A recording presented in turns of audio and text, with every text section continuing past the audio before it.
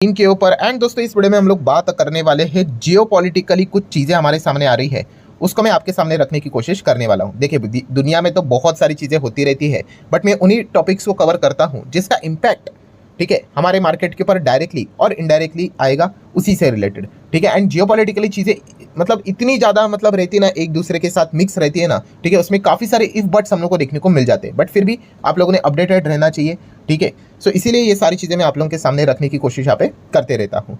So definitely अगर हम लोग बात करें तो जियोपॉलिटिक्स का सबसे मेजर इंपॉर्टेंस क्या होता है, अगर हम हमारे हिसाब से बात करें तो क्रूड ऑयल, दैट्स इट, और कुछ नहीं, ठीक है। अगर ऑयल के प्राइसेस अगर बहुत ही ज़्यादा प्लस माइनस अगर हो जाते हैं तो डेफिनेटली हमारे ऊपर उसका इंपैक्ट हम लोग को डायरेक्टली देखने को मिल जाता है, बिकॉज इंडिया, आप सभी लोगों को पता है, सबसे ज़्यादा अगर हम लोग कुछ चीज़ अगर इंपोर्ट करवाते हैं तो वो ऑयल ही करवाते हैं। जिस दिन इंडिया ने अपना ऑयल इंपोर्ट यहाँ पे कम करवा दिया, ठीक है, जीरो तो नहीं कर सकते बट बहुत कुछ हद तक कम करवा दिया, ठीक है, हम लोग ऑटोमेटिकली जो हमारा जो ट्रेड डेफिसिट इतने हायर लेवल का आता है, ठीक है, उसको हम लोग ड्रास्टिकली नीचे गिरा दे, ठीक है। सो यही सबसे मेजर पॉइंट होता है। इस चीज़ के चलते हम लोगों ने क्या करना होता है, जियोपॉलिटिकली जो चीज़ें होती है उसी के ऊपर फोकस रखना होता है। और जैसे मैंने आपको सिखाया है कि क्रूड ऑयल ये हमेशा इंटरनेशनली ही जो चीज़ें होती है, हम थोड़ी ना क्रूड ऑयल को बनाते हैं, ठीक है, हम तो बाहर से ऑयल मंगवाते हैं, उसको रिफाइन करके ऑब्वियसली जो भी पेट्रोल डीजल रहता है, गैसोलीन रहता है, उसको हम एक्सपोर्ट तो जरूर करते हैं, ठीक है, बट जो रॉ मटेरियल रहता है क्रूड ऑयल का वो तो बाहर से ही आता है। एंड इसीलिए दुनिया भर में क्या क्या चीज़ें होती है, whether it is a middle east, whether it is a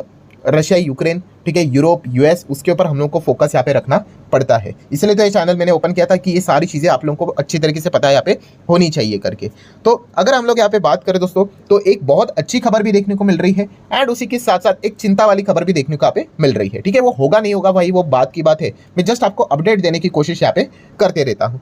अच्छी खबर कौन सी है दोस्तों, तो देखिए इजराइल की बात करें, इजराइल एंड हिजबुल्लाह की अगर बात करें तो इनमें जबरदस्त कॉन्फ्लिक्ट यहाँ पे देखने को मिल रहा था, एक दूसरे के ऊपर जबरदस्त अटैक कर रहे थे।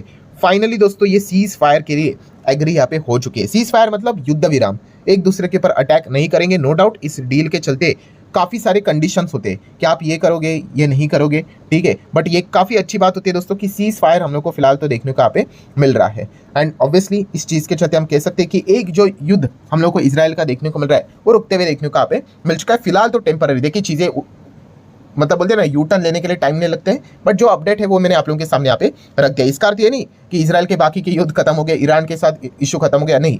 इजराइल तो भाई लड़ता ही रहता है हर किसी के साथ, आप सभी लोगों को पता है, उनकी तो अस्तित्व की लड़ाई रहती है। बट आपको बता रहा हूँ कि ये जो हिजबुल्लाह के साथ उनका जो कॉन्फ्लिक्ट यहाँ पे फिलहाल तो चल रहा था, फिलहाल तो उस पर हम लोग को स्लो डाउन होते हुए देखने को मिल चुका है। अभी आगे ईरान के साथ क्या होगा वो एक देखने वाली बात है, क्या पता वहाँ से भी एक अच्छी खबर आ जाए करके। सो उसके ऊपर हम लोग फोकस यहाँ पे जरूर रखेंगे।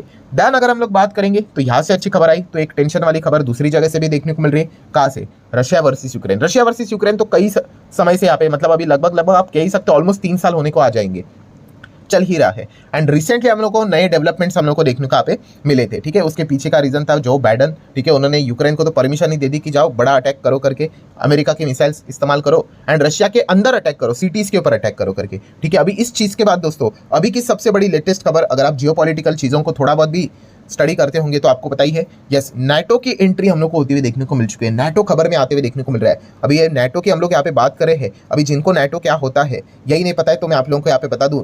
नाटो की अगर हम लोग बात करें दोस्तों तो आप कह सकते हो कि एक ऑर्गेनाइजेशन है, ठीक है, एंड इस ऑर्गेनाइजेशन में बहुत सारे छोटे छोटे देश हम लोग को देखने को यहाँ पे मिल जाते हैं, ठीक है। एंड इसमें अगर हम, चलो मैं आप लोगों को बता देता हूँ कितने हैं, देखिए 32 मेंबर्स हम लोग को देखने को मिल जाते हैं नाटो में। अगर आप लोगों को इनका पूरा लिस्ट चाहिए तो चलो मैं वो लिस्ट भी आपके सामने यहाँ पे रख देता हूँ मेंबरशिप का। ये देखो, ये 32 देश हम लोग को देखने को मिल जाते हैं, ठीक है। आप नाम देख सकते हैं, इसमें बेल्जियम भी आ गया, बल्गेरिया भी आ गया, ठीक है, कनाडा से लेकर डेनमार्क, फिनलैंड, फ्रांस, यूरोपियन बहुत सारे कंट्रीज आप लोगों को देखने को यहाँ पे मिल जाती है। सो एंड उसी के साथ साथ अमेरिका, यूके भी यहाँ पे आ जाता है। सो ये नाटो बनाने का पर्पस क्या था, तो नाटो बनाने का पर्पस ये है दोस्तों, ये बहुत छोटे छोटे देश है, नॉर्वे, पोलैंड, आप देख सकते हो कितने छोटे देश है। अगर कल जाके रशिया कितना बड़ा देश है, ठीक है, तो कल जाके अगर रशिया ने अगर मान लो नॉर्वे के ऊपर अटैक कर दिया, भाई नॉर्वे कैसे डील कर पाएगा रशिया के साथ, नहीं कर सकता है ना।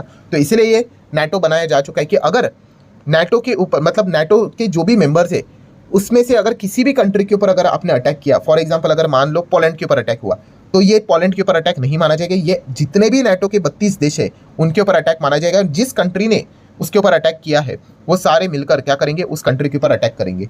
मतलब एग्जांपल के लिए रशिया ही पकड़ लो, अगर रशिया ने मान लो अभी इधर आइसलैंड के ऊपर अटैक किया, ठीक है, कितना सा देश है, ठीक है, तो हर एक देश आप ये देखोगे जितने भी ये देश है 32 के 32 देश ये क्या करेंगे, रशिया के ऊपर मिलकर अटैक करेंगे।